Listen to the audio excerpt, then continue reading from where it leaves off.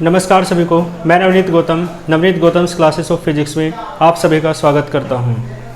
तो जैसा कि आप सभी जानते हैं, बीएससी फर्स्ट सेमेस्टर के लिए आपकी ऑनलाइन क्लास चल रही है। तो उसमें आज रिलेशन पढ़ेंगे एंगुलर मोमेंटम और साथ में टॉर्क के बीच। ठीक है, तो चलो स्टार्ट करते हैं। हेडिंग लिखें आप रिलेशन बिटवीन, रिलेशन यानी संबंध, relation between angular momentum. Angular momentum क्या होता है? कोणीय संवेग। तो एंगुलर मोमेंटम, ठीक है, relation between angular momentum and, बोलो दूसरा मैंने बताया क्या? टॉर्क। तो relation between angular momentum and torque. Torque को कहते हैं बल आघूर्ण। ठीक है, तो दोनों के बीच रिलेशन आपको याद होगा, मैंने कराया है वैसे एक बार, लेकिन वो मेथड दूसरा था। तो क्या पता कह दे इस फॉर्मूले की हेल्प से आप इन दोनों के बीच रिलेशन बताओ, तो इस फॉर्मूले की हेल्प से करेंगे। और वो फॉर्मूला कौन सा है अभी आपको पता चल जाएगा। तो रिलेशन देखो क्या होता है, मैं आपको बता दूं, मैंने बताया था आपको। ठीक है, एंगुलर मोमेंटम होता है एल और टॉर्क होता है टो। तो एल और टो के बीच रिलेशन क्या था? D L upon D T बराबर किसके था? टॉर्क के बराबर था। ठीक है ना, वहाँ पर हमने वेक्टर फॉर्म में किया था, यहाँ पर स्केलर फॉर्म में करेंगे, है ना। और किस फॉर्मूले की हेल्प से करेंगे देखते हैं। तो देखो दोनों के बीच रिलेशन बताना है, तो आप इसमें लिखेंगे, देखो सॉल्यूशन में इसका करा देता हूँ। लिखो वी नो दैट, आप एंगुलर मोमेंटम का फॉर्मूला जानते हो, रेखीय वो कोणीय संवेग का। एक तो होता है एल बराबर, आपने पढ़ा है P इंटू आर, लेकिन इसका यूज नहीं करेंगे यहाँ पर। एक फॉर्मूला मैंने कराया था लास्ट की क्लास में आपको, वो क्या था? एल बराबर आई इंटू ओमेगा। ठीक है, कल कराया था ना, एल बराबर आई इंटू ओमेगा। आई है मोमेंट ऑफ इनर्शिया, ओमेगा है एंगुलर वेलोसिटी, और एल क्या है? Angular momentum. तो देखो ध्यान दो, दोनों तरफ का क्या कर दो? डिफरेंशियल, जैसा कि उसके अकॉर्डिंग दिख रहा है। तो differential with respect to T. ठीक है, टी के रेस्पेक्ट में डिफरेंशियल करो तो आ जाएगा D L upon D T बराबर डी अपॉन डी टी, इस तरफ भी आएगा, और आई इंटू ओमेगा। ठीक है, तो आप देखो मोमेंट ऑफ इनर्शिया जो है वो कांस्टेंट है, तो कांस्टेंट बाहर आ जाएगा। तो D L upon D T, I तो बाहर निकाल लो, ये बचेगा D omega upon D T. और आपको बताया D omega upon D T क्या होता है? ठीक है, डी ओमेगा यानी ये क्या है? चेंज इन एंगुलर वेलोसिटी, और अपॉन में क्या है? D T, time interval. तो change in angular velocity upon time interval होता है एंगुलर एक्सेलरेशन।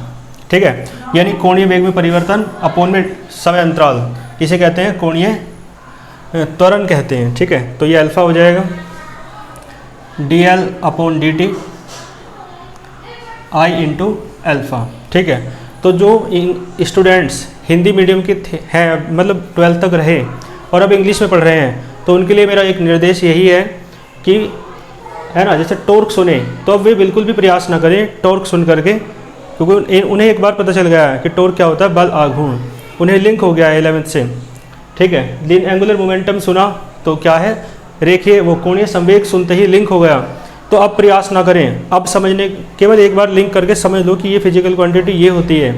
अब बार बार जब भी नाम लिया जाए तब आप लिंक ना करो हिंदी से, किया करो, है ना। अब आप अंग्रेजी में ही समझने का प्रयास करना कि टॉर्क क्या होता है, एंगुलर मोमेंटम क्या होता है ना। तो अब लिंक ज़्यादा ना किया करो, तभी आप इंग्लिश की आदत डाल पाओगे, अन्यथा हिंदी आपकी कदम कदम पर आपकी कमज़ोरी बन जाएगी, है ना। और हिंदी हमारी शक्ति हो सकती है, हमारी कमज़ोरी नहीं हो सकती, है ना, नहीं होनी चाहिए। ठीक है, तो देखो, तो मैं बात कर रहा हूँ, ये क्या है? चेंज इन एंगुलर वेलोसिटी, और अपॉन में क्या है? Time interval. ये क्या होता है? The rate of change in angular momentum, angular velocity क्या होता है? The rate of change in angular velocity क्या होता है? एंगुलर एक्सेलरेशन, यानी कोणीय त्वरण। ठीक है, तो अल्फा हो जाएगा। और ये फॉर्मूला तो आपने पढ़ा है, कल मैंने आपको पढ़ाया था, टॉर्क बराबर क्या होता है? आई इंटू एल्फा। ये डेरिवेशन मैंने कराया था आपको, टो बराबर आई इंटू एल्फा। तो ये टो है या नहीं? तो आपका जो D L upon D T आया वो किसके बराबर आएगा? टो के बराबर आएगा, और टो किसके बराबर है, आई इंटू एल्फा के बराबर है। ठीक है, तो D L upon D T क्या होता है, टोर्क होता है। यही आपको प्रूफ करना था, और यही रिलेशन है एंगुलर मोमेंटम और टोर्क के बीच। तो इसमें आप क्या लिखेंगे, नीचे लिख देना, it is the relation between angular momentum and torque, यानी यही कोणीय संवेग तथा बल आघूर्ण के बीच संबंध का सूत्र है। ठीक है, यहाँ तक नोट करो। ये वेक्टर फॉर्म में नहीं है, और ये दूसरे फॉर्मूले की हेल्प से मैंने कराया है, जो एल बराबर आई इंटू ओमेगा है, और जो इससे पहले कराया था वो इस फॉर्मूले की वेक्टर फॉर्म की हेल्प से कराया था, एल बराबर vector R cross vector P. ठीक है, तो यदि आपसे कहता है दोनों के बीच रिलेशन प्रोड्यूस करो, ऑब्टेन करो, है ना, डिड्यूस करो, तो आपको दोनों में से कोई सा भी आप करके आओ, जो भी आपकी तैयार हो अच्छा। और यदि कहे कि इस फॉर्मूले की हेल्प से करो, तो इसके से हेल्प से करना है। ठीक है, और इस फॉर्मूले की हेल्प से गए तो इसकी से कर देना है। तो दोनों मैंने आपके सामने करा दिए हैं। ठीक है, यहाँ तक नोट करो, फिर चलते हैं आगे।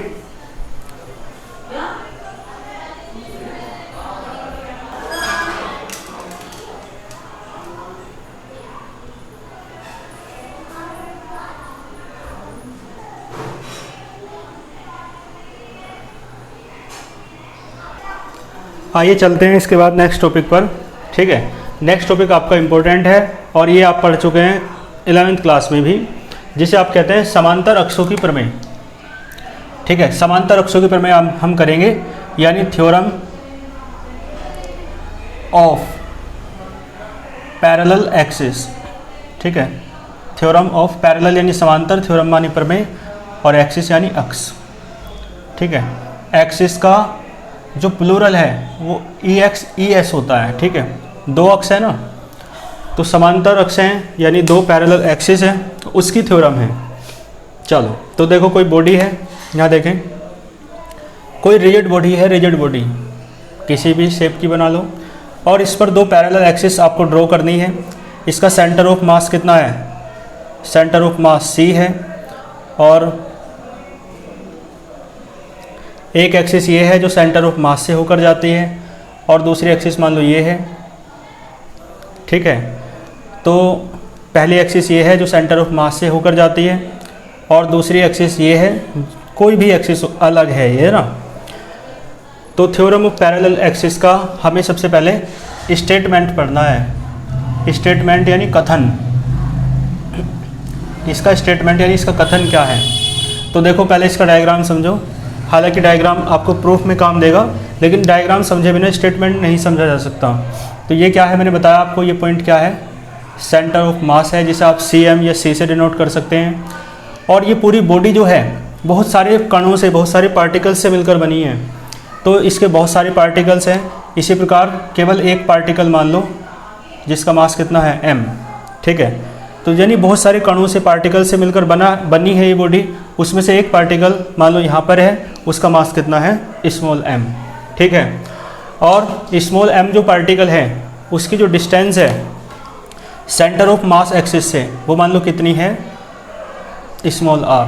क्लियर है, और दोनों एक्सिस के जो बीच की डिस्टेंस है वो है मान लो स्मॉल एच। ठीक, और ध्यान देना स्मॉल आर प्लस एच जो है वो कितना हो जाएगा, एच प्लस आर, जिसे आप कैपिटल आर से डिनोट कर सकते हैं। ठीक है, यानी सेंटर ऑफ मास एक्सिस से इस मास एम की जो डिस्टेंस है वो स्मॉल आर है, और सेंटर ऑफ मास, देखो ध्यान देना, और इस मास की पहली एक्सिस से जो डिस्टेंस है वो कैपिटल आर है, और जो किसके बराबर होगी, small H plus small R के बराबर होगी। ठीक है, देखो मोमेंट ऑफ इनर्शिया इस बॉडी का इस एक्सिस के अबाउट, ये कोई एक्सिस है, मान लो कितना है, आई है, और इस एक्सिस के अबाउट जो मोमेंट ऑफ इनर्शिया का है इस बॉडी के, वो मान लो कितना है, आई सी एम है। ठीक है, मोमेंट ऑफ इनर्शिया यानी जड़त्व आघूर्ण। तो मोमेंट ऑफ इनर्शिया इसी बॉडी का पहली एक्सिस के अबाउट आई है, और सेंटर ऑफ मास वाली जो एक्सिस है उसके अबाउट कितना है, आई सी एम। तो ये डायग्राम आपको समझ में आया होगा। इस डायग्राम को समझने के बाद, ठीक है, आपको स्टेटमेंट की ओर चलना है। तो देखो मैं इसका स्टेटमेंट लिख देता हूँ। आई सी, देखो क्या होता है, आई बराबर होता है ICM प्लस mh²। और मैं आपको बता दूं कैपिटल M जो है पूरी बॉडी का मास है, total mass of the body है ना। ICM क्या है बता दिया है मैंने। ICM क्या है? Moment of inertia. चलो मैं एक एक वर्ड को पहले लिख के बता देता हूँ, तब मैं उसका स्टेटमेंट लिखूँगा।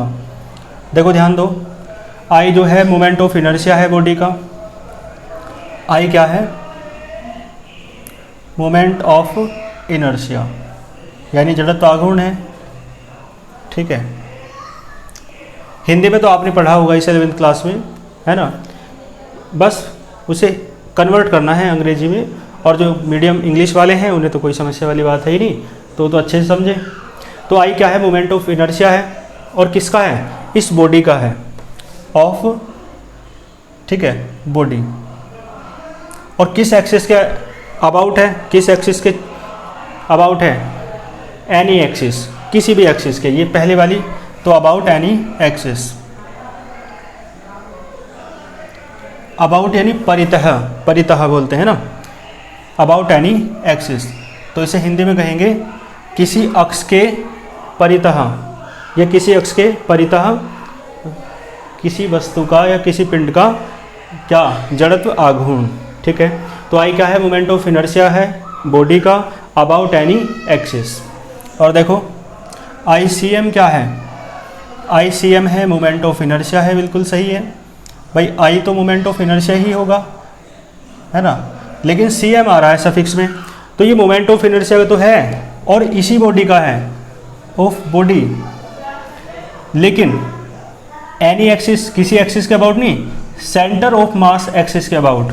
ठीक है, यानी वो एक्सिस जो सेंटर ऑफ मास अर्थात द्रव्यमान केंद्र से होकर जाती है। तो about centre of mass axis. ठीक है, और देखो M क्या है? Capital M।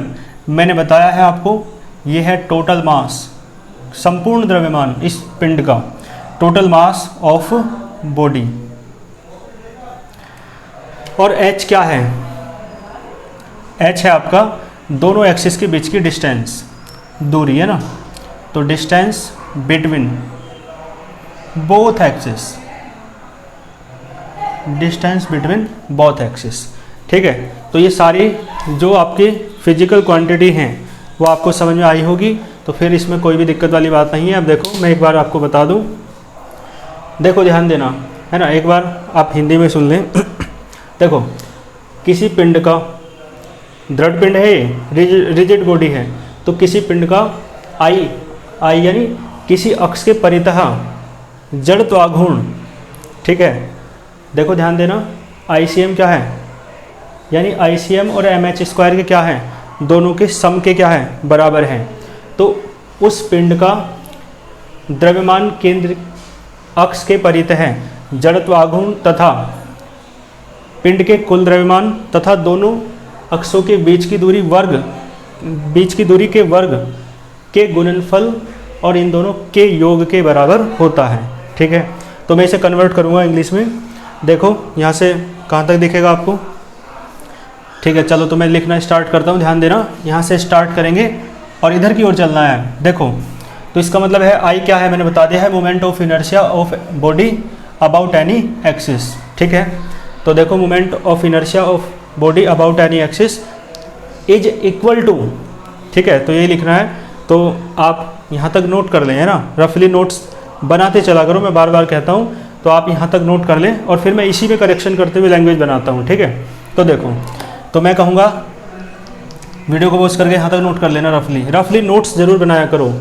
ठीक है, भले ही वो आपके काम आ सकते हैं, हालांकि ऐसा भी नहीं है कि काम ना आए, लेकिन ये पढ़ने का तरीका होता है, वैज्ञानिक मेथड है ये, है ना, साइंटिफिक मेथड है कि आप पढ़ते लिखते हुए नोट्स बनाया करो, है ना।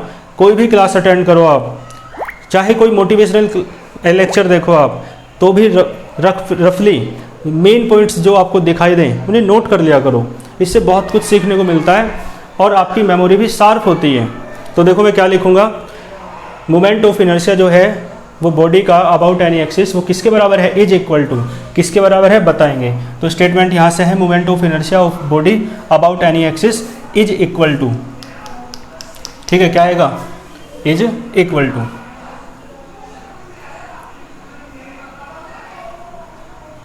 ठीक है, इज इक्वल टू किसके बराबर है, इन दोनों के सम के, योग के बराबर है, तो इज इक्वल टू सम, ठीक है, of, is equal to sum of, और सम किस किस का है, एक तो इसका है, तो ये क्या है, moment of inertia of any body about centre of mass axis, यहाँ तक तो आ गए, और साथ में किसका सम है, एंड, भाई सम एक तो इसका है और इन दोनों की प्रोडक्ट का है, तो एंड प्रोडक्ट, क्योंकि उन दोनों की तो प्रोडक्ट है ना, m की और h स्क्वायर की, तो प्रोडक्ट ऑफ, और प्रोडक्ट किस किस की है, टोटल मास ऑफ बॉडी है ना, और इसकी प्रोडक्ट किसके साथ है, एंड स्क्वायर ऑफ डिस्टेंस, देख लो h पे स्क्वायर है, and square of distance between both axis, ठीक है, बात समझ में आई, दोबारा सुनो, जो I है यानी मोमेंट ऑफ इनर्शिया है ऑफ बॉडी का अबाउट एनी एक्सिस, यानी I वो बराबर होता है, इज इक्वल टू, है ना, इज इक्वल टू दोनों का सम, योग, तो is equal to sum of moment, पहले इसकी बात कर लो, moment of inertia of any body या of body about centre of mass axis, यहाँ तक की बात हो गई, और साथ में इन दोनों का गुणनफल, तो क्या आएगा, एंड प्रोडक्ट यानी गुणनफल, प्रोडक्ट किस किस की है, total mass of the body, and square, h का स्क्वायर है ना, square of distance between both axis, ठीक है, फुल स्टॉप, ये स्टेटमेंट है, तो स्टेटमेंट के लिए क्या ज़रूरत है, इसका अर्थ, इन सब का जो मीन्स है ना, कि इन्हें क्या कहते हैं, वो आपको समझना पड़ेगा बस, है ना, और वो मैंने समझा दिया इससे पहले लिख करके, और फिर मैंने इस लैंग्वेज को जोड़ दिया है, भाई यहाँ बराबर आ रहा था तो मैंने कहा इज इक्वल टू, इन दोनों का सम हो रहा है, योग हो रहा है, तो मैंने कहा सम, ठीक है, और ये बिल्कुल सारा ऐसे रहा, फिर कहा इन दोनों का प्रोडक्ट हो रही है तो प्रोडक्ट कह दिया, और h का स्क्वायर हो रहा है तो डिस्टेंस का स्क्वायर कह दिया, तो बस सारी चीज़ इसी तरीके से, है ना, बिल्कुल स्मार्ट तरीके से पढ़ना है, लैंग्वेज नहीं तो इसकी रटी नहीं जा सकती, रटोगे तो कंफ्यूज हो जाओगे कहाँ क्या होना है, तो कोई भी, यदि आप जो हिंदी मीडियम से हैं और इंग्लिश में पहली बार पढ़ रहे हैं, तो बिल्कुल भी वो ऐसा सोच के इंग्लिश मीडियम को ना छोड़ें, कैसा सोचकर कि वो चीज़ें इंग्लिश में रहेंगी तो हमें रटनी पड़ेंगी, ऐसा नहीं है बिल्कुल भी, है ना, चीज़ों को आप बस मेरे साथ साथ चलो, मैं आपको बिल्कुल भी रटने नहीं दूंगा, ये मेरा आपसे वादा है ना, क्योंकि मैं उस चीज़ पे आपको फोकस करने ही नहीं दूंगा कि आपको रटना पड़े, बस आपको मेरे साथ मेहनत करनी है, तो मैंने बताया तो है किस तरीके से आपको लिखना है, तो रटने की कोई बात ही नहीं आ रही, चीज़ों को बस समझना है, बस थोड़ा सा आपको एफर्ट लगाना पड़ेगा, और एफर्ट आपको क्या करना है, थोड़ा सा बस एफर्ट आपको ये करना है कि हर फिजिकल क्वांटिटी को इंग्लिश में क्या कहते हैं, बस इस चीज़ पे आपको अपनी पकड़ मजबूत करनी है और कुछ नहीं करना, ठीक है, और सारे काम खुद होते जाएंगे, जैसे इंग्लिश के लिए कहते हैं ना कि मीनिंग याद होने चाहिए, इंग्लिश अच्छी हो जाती है, उसी प्रकार मैं आपसे ये कह रहा हूँ कि जो भी फिजिकल क्वांटिटी है, जो भी भौतिक राशि है, केवल उसका नाम आप जान लो, है ना, और कुछ आपको करने की आवश्यकता नहीं है, ये तो छोटी छोटी बातें, इतनी तो इंग्लिश सब जानते हैं कि इज इक्वल टू, है ना, ये स्क्वायर ऑफ, ये सब चीज़ें, है ना, तो समझ में आया होगा आपको, ये इसका स्टेटमेंट था, पहले आपको ये लिखना है, फिर दैट इज यानी अर्थात करके ये लिखना है, ये स्टेटमेंट में इतना करना है, और फिर प्रूफ हेडिंग डालो और ये डायग्राम बनाओ, फिर मैं इसका प्रूफ करके दिखाता हूँ। आइए इसके प्रूफ को करते हैं, तो हेडिंग क्या है आपकी, प्रूफ, तो प्रूफ में डायग्राम आपको यही बनाना है, मतलब यही डायग्राम प्रूफ में ही बनाना है डायग्राम, तो है ना, केवल स्टेटमेंट को समझाने के लिए मैंने डायग्राम पहले बना दिया है, लेकिन स्टेटमेंट अब तो आप समझ गए होंगे, तो प्रूफ हेडिंग डालें और डायग्राम बनाएं, और इसकी लैंग्वेज के बारे में मैं बता देता हूँ आपको, देखो लिखेंगे आप, let us consider a body of mass capital M, ठीक है, और आगे क्या कहेंगे, late m be the small m be the mass of any particle placed at point P, ठीक है, let small m be the mass of any particle placed at point P, जो कहाँ रखा है, कैपिटल P पॉइंट पे रखा है, ठीक है, फिर क्या कहेंगे, द डिस्टेंस, हाँ ये फिर ये कहेंगे कि इस पर दो पैरेलल एक्सिस खींची जाती हैं, तो we draw two parallel axis on this body, ठीक है, small h be the distance between both axis, दोनों एक्सिस के बीच की डिस्टेंस कितनी है, स्मॉल h, और फिर क्या कहेंगे, वो small r be the distance of mass m या ऑफ पॉइंट P, कुछ भी कह सकते हो, from centre of mass axis, ठीक है, देन कैपिटल R बराबर, then from the diagram capital R बराबर क्या हो जाएगा, small h plus small r, ठीक है, दोनों का सम हो जाएगा। अब देखो देन इसके बाद डेरिवेशन करते हैं। तो देन आपको निकालना है I, तभी तो ये लाना है सारा। तो देन आपको निकालना है मोमेंट ऑफ इनर्शिया। तो देन मोमेंट ऑफ इनर्शिया, ठीक है, देन मोमेंट ऑफ इनर्शिया। और किसका मैंने बताया, बॉडी का निकालना है। और किसके अबाउट, किसी एक्सिस के, ये जो पहली एक्सिस है कोई एक्सिस है, अबाउट एनी एक्सिस। तो देखो मोमेंट ऑफ इनर्शिया का आप फॉर्मूला जानते हो, I बराबर क्या होता है ना। देखो मैंने कराया था आपको, पूरी बॉडी के लिए मोमेंट ऑफ इनर्शिया ये होता है। चलो मैं यही लिख देता हूँ, I बराबर क्या होता है, सिग्मा, है ना, I is equals to 1 to n हो जाता है, ठीक है, और m r स्क्वायर होता है, ठीक है। लेकिन आप ध्यान दो यहाँ पे mi r i स्क्वायर, यही तो होता है फॉर्मूला। चलो ध्यान देना मेरी बात पे, ये फॉर्मूला होता है, इसकी तो आप हेल्प लेंगे, तो इसे तो आप साइड में लिखो क्योंकि इसकी हेल्प ले रहे हैं बस। तो I बराबर क्या, सिग्मा I बराबर 1 to n mi r i square, क्योंकि केवल इसकी हेल्प ले रहे हैं, ठीक है। लेकिन आपको यहाँ देखो क्या करना है, देखो सिग्मा I बराबर 1 to mi, ये इतना जो है सिग्मा का मीन्स क्या है, सम, योग, और I बराबर 1 to n सिग्मा का मीन्स तो योग है। तो इसका मतलब ये हुआ कि इतने का मीन्स, केवल इतने का मीन्स क्या हुआ, इतने का मीन्स ये नहीं हुआ कि सारे जो मासेस हैं, सारे द्रव्यमान हैं वो जुड़ रहे हैं, और सारे मासेस को जोड़ोगे तो पूरी बॉडी का मास आएगा कैपिटल M। तो इसका मतलब है उसकी जगह, इस सारे ब्रैकेट वाले की जगह हमने कैपिटल M लिख सकते हैं, ठीक है भाई। इसका मतलब क्या है, यदि आप इसे लिखोगे I की जगह 1 रखोगे, 2 रखोगे, 3 रखोगे, तो इसका मतलब यही तो है कि m1 प्लस m2, है ना, प्लस जोड़ जोड़ के कहाँ तक mn, क्योंकि सिग्मा का सम है, योग है, तो योग कर रहा है, कर दिया हमने। और I की जगह I 1 से n तक है, तो 1 रखा, 2 रखा, 3 रखा, ऐसे करते करते n तक रखा। तो इन सबको जोड़ोगे तो ये कैपिटल M के बराबर होता है, नहीं होता। तो इसलिए हमने इसके प्लेस पर क्या रख देंगे, कैपिटल M। और R I है तो इसे R कह दो, है ना, लेकिन यहाँ पर स्मॉल r नहीं कहेंगे। यहाँ पर हम इस एक्सिस के अबाउट एनी एक्सिस, इस एक्सिस के अबाउट मोमेंट ऑफ इनर्शिया निकालने हैं, ठीक है। तो इस एक्सिस के अबाउट मोमेंट ऑफ इनर्शिया निकालने हैं। और आप एक बार बताएं, पूरी बॉडी के लिए तो कैपिटल M आएगा, तो एक काम करते हैं, पूरी बॉडी के लिए नहीं निकालते, केवल इस पार्टिकल के लिए निकालते हैं। क्योंकि देखो एक बार बताओ, इसमें बहुत सारे पार्टिकल्स हैं, तो बहुत सारे पार्टिकल्स हैं, मान लो सबका मास कितना है, m है, m मास के छोटे छोटे पार्टिकल्स, सबको जोड़ दोगे, सबके मास को जोड़ दोगे, तब आएगा कैपिटल M, है ना भाई। m मास के सारे पार्टिकल्स को आप जोड़ दोगे ऐसे करके, है ना, ऐसे करके, तो क्या आएगा, पूरी बॉडी का मास आ जाएगा कैपिटल M। तो हम एक काम करते हैं, तो बॉडी का नहीं निकालते, इस पार्टिकल का निकालते हैं जो कहाँ रखा है, मास m, वो पॉइंट P पर रखा है। तो moment of inertia of particle, और कौन सा पार्टिकल, जो पॉइंट P पर है, particle placed at point P about any axis. तो देखो इसका मास तो m, और इसकी डिस्टेंस अबाउट एनी एक्सिस, इस एक्सिस से कि कैपिटल R है, तो m small m capital R, ठीक है।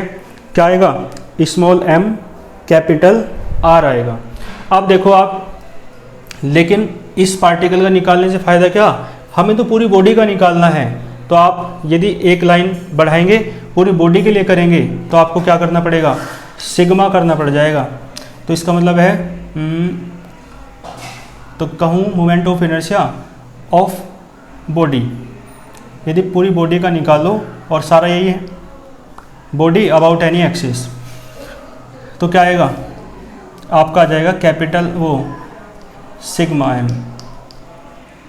क्या आ जाएगा, सिग्मा M। मैंने बताया इन सारे पार्टिकल्स को जोड़ोगे, इसका मतलब सिग्मा M वो किसके बराबर है, कैपिटल M के। तो sigma M capital R square, ठीक है। तो देखो सिग्मा M कैपिटल R की वैल्यू रखो, H प्लस R है, तो क्या आ जाएगा, सिग्मा M कैपिटल R की वैल्यू है H प्लस R, इसका होल स्क्वायर हो जाएगा। समझ में आया। एक पार्टिकल का निकाला और फिर सिग्मा कर दोगे, मतलब जैसा जो एक के लिए है मोमेंट ऑफ इनर्शिया वही सब के लिए है, क्योंकि एक पार्टिकल का मास m है तो सबका मास mm, सबको जोड़ दोगे पूरी बॉडी का आ जाएगा। तो सिग्मा कर दिया, सिग्मा m मतलब सिग्मा m यानी कैपिटल M रख लेंगे बाद में। h r की जगह क्या है, डायग्राम से दिख रहा है h प्लस r है, तो इसका होल स्क्वायर खोल दो, h square plus r square और प्लस 2HR। ठीक है, ये चीज़ समझने की थी, मैंने कैसे लिखा डायरेक्ट है ना, तो आप इसे साइड में लिख सकते हो।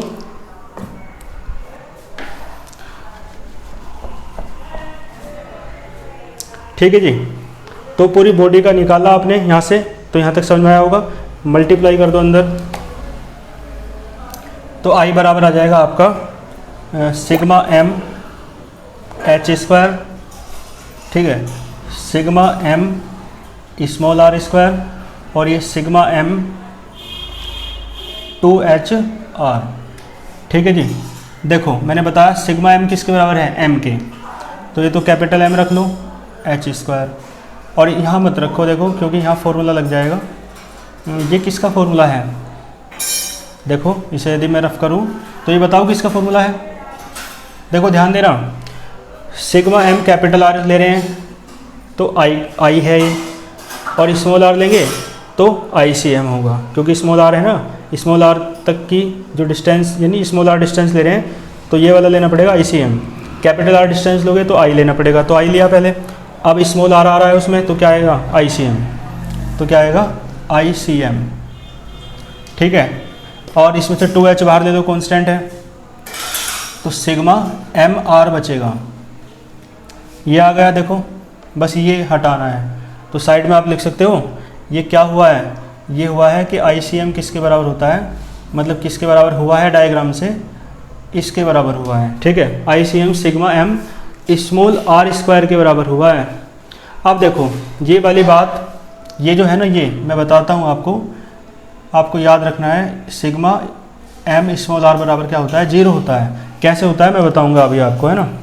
तो आप देखो यदि इसे 0 के बराबर रखोगे तो आपकी थ्योरम आ ना जाएगी प्रूफ होकर के, तो इसका मतलब है वही क्या होगी, थ्योरम ऑफ पैरेलल एक्सिस। तो I बराबर ICM को आप पहले लिख लो, है ना, तो I बराबर ICM और प्लस MH स्क्वायर को बाद में लिख लो, और ये तो 0 हो गया आपका, तो I बराबर ICM प्लस MH स्क्वायर, तो ये प्रूफ हो गई थ्योरम। लेकिन ये सिग्मा MR 0 के बराबर कैसे आया, आइए इसे समझ लो। देखो मैंने एक डायग्राम बनाया था जब सेंटर ऑफ मास पढ़ाया था आपको, सेंटर ऑफ मास है ना, तो उसमें इस तरीके का कोई डायग्राम बनाया था। कोई भी एक रिजिड बॉडी है ना, या कोई बॉडी है, यहाँ पर ओरिजिन माना था, यानी जिसे क्या कहते हैं मूल बिंदु, और यहाँ से देखो ये पहला पार्टिकल मास, ये बॉडी बहुत सारे पार्टिकल से मिलकर बनी है ना, दूसरे पार्टिकल का मास m2 है ना, इसी प्रकार m3, और करते करते लास्ट वाले का mn। ठीक है, और यहाँ पर देखो कहीं सेंटर ऑफ मास है, मान लो यहाँ पर है सेंटर ऑफ मास, द्रव्यमान केंद्र, तो देखो इसके लिए R1, इसके लिए R2 और इसके लिए RCM हो जाएगा द्रव्यमान केंद्र के लिए, इसके लिए R3 और इसके लिए Rn। तो यहाँ पे आप एक बार देखो RCM कितना आया था आपका, RCM का जो फॉर्मूला था आपके याद होगा, position vector of centre of मास, द्रव्यमान केंद्र का स्थिति सदिश क्या होता है, I बराबर 1 to n MI/RI। ठीक है, ये तो होता है, ये फॉर्मूला था सेंटर इसका, position vector of centre of मास का। तो आप एक बार बताओ, यदि मैं क्या करूं, इस ओरिजिन को उठाकर कहाँ ले आऊं, यानी जो ओरिजिन है वो सेंटर ऑफ मास पे ही सिचुएटेड हो जाए। ठीक है, तो ओरिजिन सेंटर ऑफ मास पर पास आएगा तो RCM घटता जाएगा, और इस ओरिजिन को उठा करके आप यहीं ले आओगे तो RCM 0 ना हो जाएगा, तो RCM 0 हुआ, तो ये m भी 0 के बटे में चला गया, तो इसका मतलब है सिग्मा m इंटू R। भाई I को हटा दे थोड़ी देर को, तो सिग्मा MR दिख रहा है आपको, देखो सिग्मा MR किसके बराबर हो जाएगा, सिग्मा MR आपका किसके बराबर हो रहा है, देख सकते हैं आप 0 के बराबर आ रहा है, तो सिग्मा MR किसके बराबर होता है, 0 के। ठीक है, कब, जब आपका ओरिजिन यानी जहाँ से आप डिस्टेंस नाप रहे हैं वो कहाँ पर हो, सेंटर ऑफ मास पर हो, और यहाँ से आप देखो आप डिस्टेंस नाप रहे हैं स्मॉल r, और स्मॉल r कहाँ से नाप रहे हैं, सेंटर ऑफ मास से, यानी यही सेंटर ऑफ मास है और यही ओरिजिन है, क्योंकि जहाँ से डिस्टेंस नापते हैं उसे ही तो ओरिजिन कहते हैं, मूल बिंदु कहते हैं। तो यही आपके लिए ओरिजिन है, यही आपके लिए सेंटर ऑफ मास है। तो उस केस में स्मॉल जो RCM है आपका वो 0 हो जाएगा और सिग्मा MR जो है वो क्या हो जाएगा, 0 के बराबर हो जाएगा। तो आपको ये समझाने की बात थी, है ना। आपको लगे काम की है और तो आप अलग को कहीं को नोट कर सकते हैं, बाइंडर के ऊपर वाले भाग में नोट कर लिया करो ऐसी बातें। तो सिग्मा MR कितना होता है, 0 होता है, ठीक है। तो सिग्मा MR आपका कितना आया यहाँ से, 0। तो ये थी आपकी थ्योरम ऑफ पैरेलल एक्सिस, ठीक है। तो इसे आप कर लेना अच्छे से, थ्योरम ऑफ पैरेलल एक्सिस थी, इसे आप बहुत अच्छे से तैयार कर लेना। PDF नोट्स आपको व्हाट्सएप ग्रुप में मिलते ही हैं। ग्रुप का लिंक दिया हुआ है, व्हाट्सएप ग्रुप का लिंक वीडियो के डिस्क्रिप्शन बॉक्स में, आप वहां से जाकर ग्रुप को ज्वाइन कर सकते हैं। वहां पर आपको PDF नोट्स और वीडियो क्लासेस का लिंक मिलता रहता है, ठीक है। तो फिर नेक्स्ट क्लास में नेक्स्ट थ्योरम के साथ मिलते हैं। अच्छे से पढ़ते रहिए, नोट्स बनाते रहिए। All the very best.